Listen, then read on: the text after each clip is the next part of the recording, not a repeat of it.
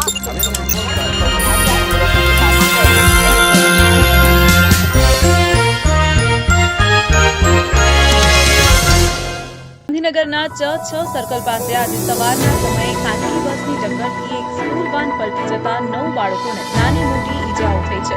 અકસ્માત બાદ આસપાસથી લોકોનું ટોળું એકત્રિત થઈ ગયું હતું અને બાળકોને હોસ્પિટલ ખસેડવામાં સ્થાનિકોએ મદદ કરી હતી. અકસ્માતમાં ઈજા પામેલા બાળકો પૈકી એક બાળકને ગંભીર હાલતમાં